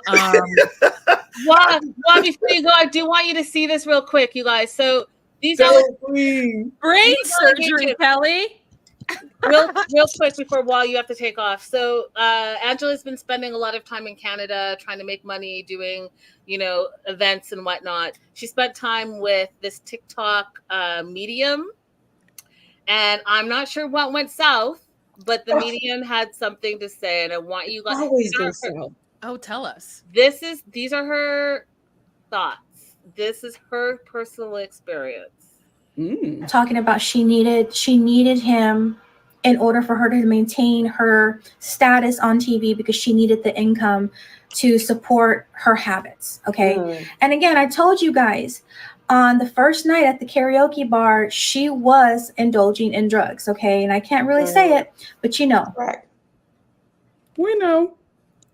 Is it crack? Oh, of course. Snow White, Sugar Booger, all that. She's a rock star. Yeah, she was on it when she ripped them titties out at the reunion. Yeah, a normal person don't act rational like that. She was high. Oh my gosh! I mean, we know her dentures are fighting to fly out of her mouth, but I just didn't know that it was due to drug abuse. I got a gap in my mouth, and I'm like, damn. What are you talking about? The one with her joint, the gums are gone. Like, the color came on. That's right. Hey, midwife Crystal. Like, where she got that from? Temu? Like, I'm trying to understand what. I think it's the smoking. I think that she didn't allow her, mouth surgery to heal properly because she won't stop smoking. Yeah, she didn't allow anything to heal properly. That whole process, she kept on getting in trouble because she would not do the work. Period. Real quick, can I just say this? Because I do. What happened? Shelby! What did Shelby say? The mouth movements are coke or crack, 100%. Speaking as a former crackhead. Well, thank you, Shelby. Shelby, tell us what you think about Christine from Love After Lockup. We're just really trying to work through that situation as well. Go ahead, Nikki. Shelby, we missed you. Shelby was going to be Shelby is the Shelby from our panelists. Thank you so much for joining our live chat. She does have so much knowledge, you guys, and so much experience. Hey, Shelby. What I was going to say is I do think that Angela picked Michael because she thought that he was somebody that she could manipulate.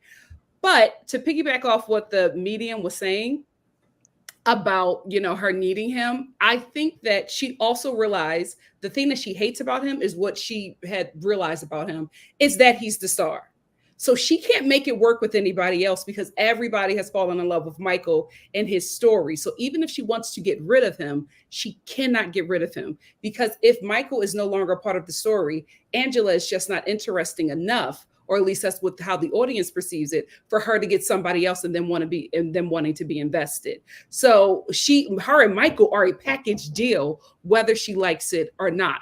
So a lot of her frustration is the fact that not only is he the star, but she can't get rid of him because if she gets rid of him, there goes her relevance because she can't exist without Michael. And that's the thing that gets her as an American, that this Nigerian dude right here and came and just took her spotlight. She can't handle it. Quick question. Can I just say something really quickly? Go ahead. Do you think the network pushed that relationship for her to keep it going due to the fact that what you just said that she needs him?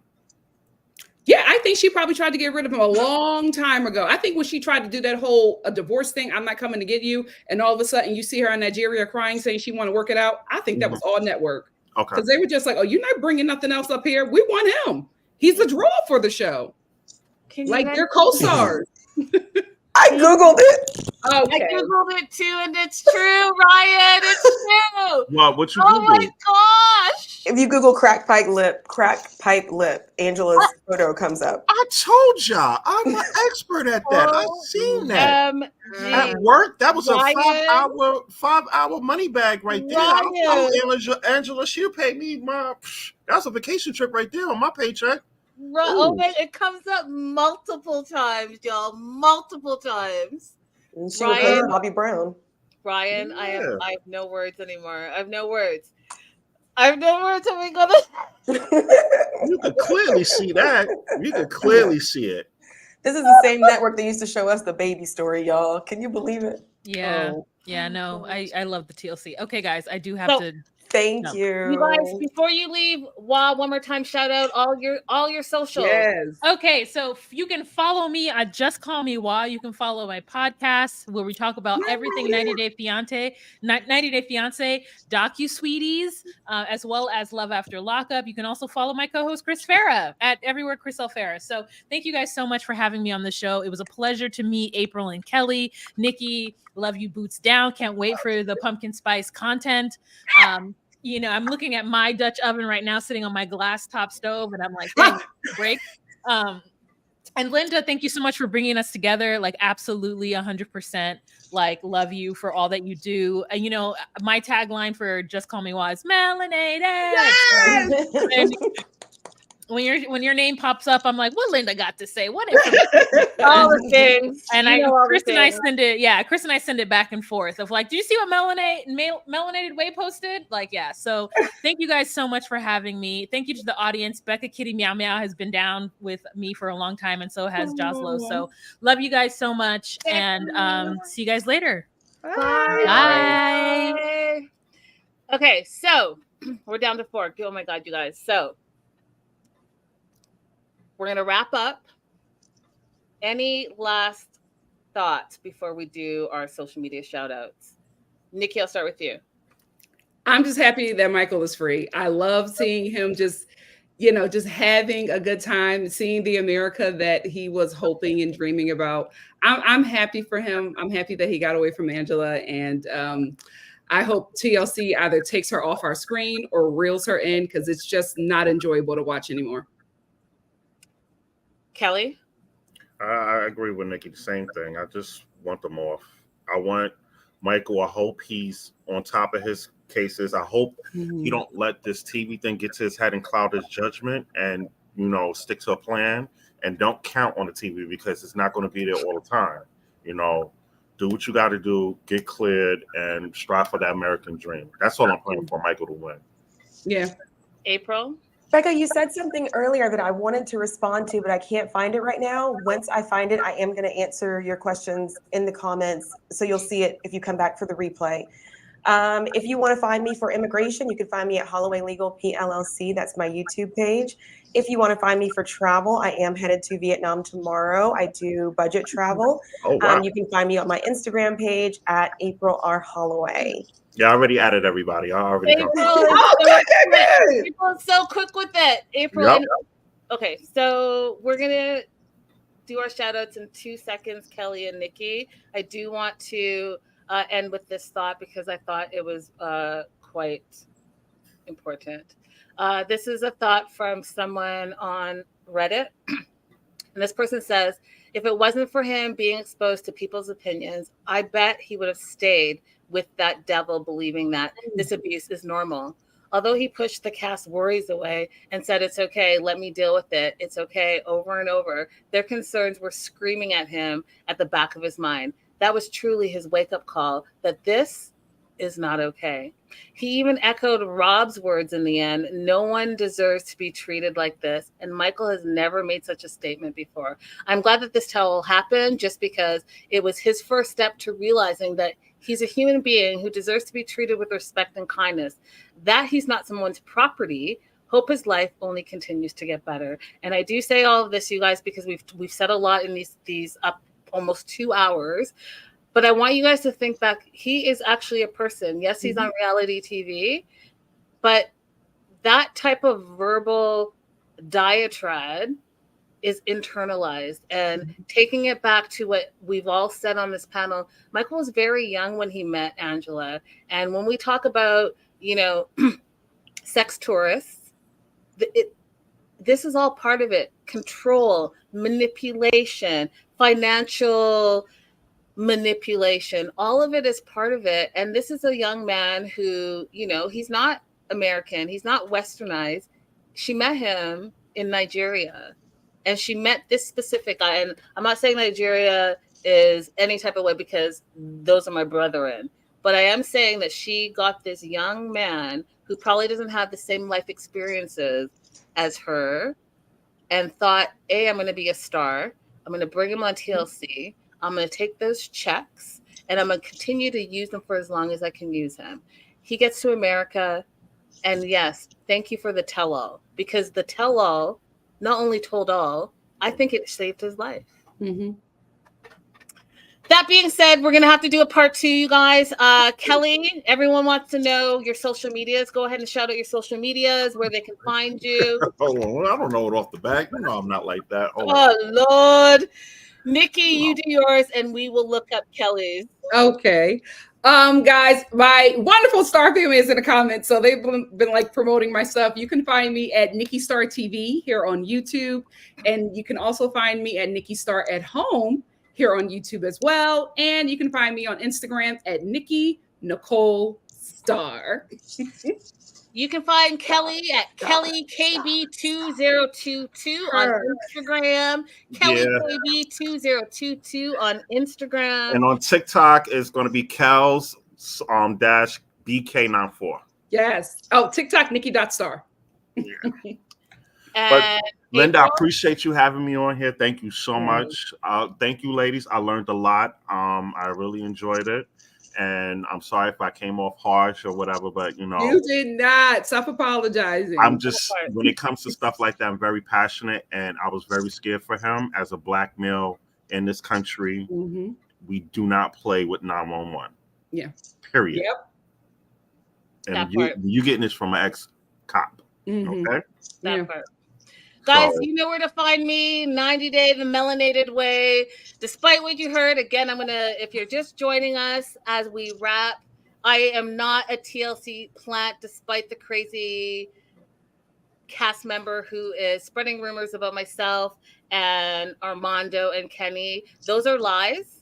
And I'm lost. We're going to have to talk off of this. Yeah. I don't know what you're talking about. Those are lies, you guys. So when you continue to message me and DM me, am I on TLC's payroll? Run me my money. I'll be on it. Period. But until then, please stop spreading and believing the rumors. I think that you guys have known me long enough to know that as an entertainment reporter, I'm going to report the facts. If I'm reporting a rumor, I'm going to tell you it's a rumor. So have the same respect that I have for you guys, for me, and don't believe the hype. 90 Day the Melanated Way, all across social media. You can find me on TikTok. You can find me on Instagram. You can find me on Facebook. You can find me on YouTube. You guys, make sure you like and subscribe. We'll do another round of this. You guys, I've missed you. And it's been a while, but this has been a pleasure. It's been a pleasure, you guys. Thank you. Don't forget to like and subscribe. Live chat. We will see you again soon. Bye for now. Bye. TFN.